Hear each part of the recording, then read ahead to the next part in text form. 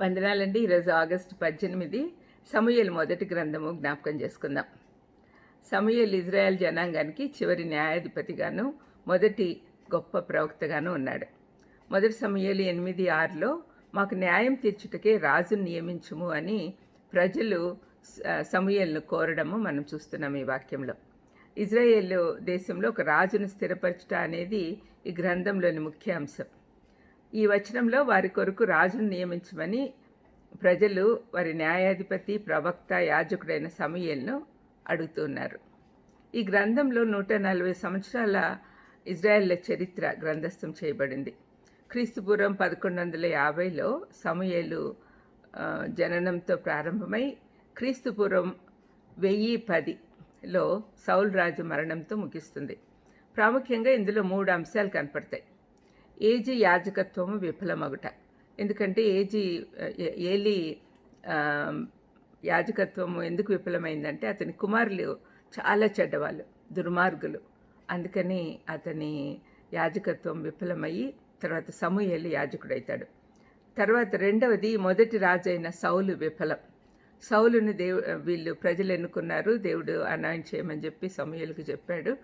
కానీ అవిధేయతతో సౌలు దేవునికి విరోధంగా చేయడం వల్ల అతన్ని తీసేసి తర్వాత దావీదును అభిషేకిస్తాడు సమూయేలు. మూడవది కొత్త రాజు దావీదు శిక్షణ పొందుట. ఈ 3 అంశాలు ఈ బుక్లో కనపడతాయి. ఇజ్రాయెల్ దేశ చరిత్రలో ఆ విషయాలన్నీ కూడా ఆ సమయాల్లో దేవుడు న్యాయాధిపతులను లేపి వారి ద్వారా రాజ్యపాలన చేయించేవాడు. ఇంతకుముందు న్యాయాధిపతుల గ్రంథంలో చూసాం. న్యాయాధిపతుల గ్రంథంలో 12 మంది న్యాయాధిపతులను చూసాం. వాళ్ళందరి ద్వారా విడుదల దయచేసి దేవుడు మళ్ళీ వాళ్ళను నిలబెట్టాడు. అయితే ఈ గ్రంథ సమయంలో ప్రజలు నైతికంగా, రాజకీయంగా పతనావస్థకు చేరుకున్నారు. ఫిలిస్తీన్ల ఘోరమైన అణిచివేతకు గురవుతూ ఉన్నారు. షిలోహు మందిరం ఏలీ కుమార్ల ద్వారా అపవిత్రపరచబడింది. యాజకత్వం భ్రష్టత్వంలోకి, అపవిత్రతలోకి వెళ్ళిపోయింది. మతపరంగా, రాజకీయ పరంగా అల్లకల్లోలంగా ఉన్నప్పుడు సమూయేలు ప్రవేశించాడు. సమూయేలు హన్నా ప్రార్థన ద్వారా ఆమెకు దేవుడిచ్చిన వరం. అతని జననం ద్వారా తల్లికొచ్చిన లాంటి ఆనందమే ఆ తర్వాత దేవుడు తన జనాంగానికి కూడా ఇస్తాడు. అది సూచనగా చూపించబడింది. సమూయేలు గొప్ప న్యాయాధిపతి, ప్రవక్త, యాజకునిగా గుర్తింపు పొందాడు. సమూయేలు కుమారులకు తండ్రి లక్షణాలు అలవడలేదు కాబట్టి ప్రజలు వారిని తృణీకరించి తమను పాలించడానికి ఒక రాజు కావాలని కోరారు.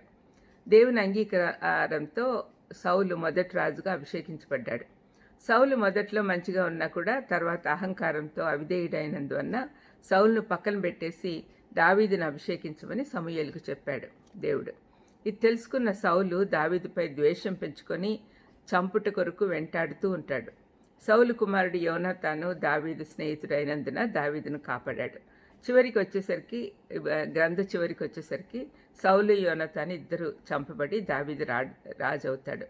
దేవుని భద్రతా హస్తము దావీదు పైన, తీర్పు హస్తం అవిధేయుడైన సౌలు పైన ఉండట మనం ఈ బుక్లో చూడగలం. ప్రార్థన చేసుకుందాం. దేవాస్తోత్రం ప్రభా, ఈ గ్రంథం చదువుతున్నప్పుడు సౌలు లాంటి అవిధేయులుగా ఉండకుండా దావీదులాగా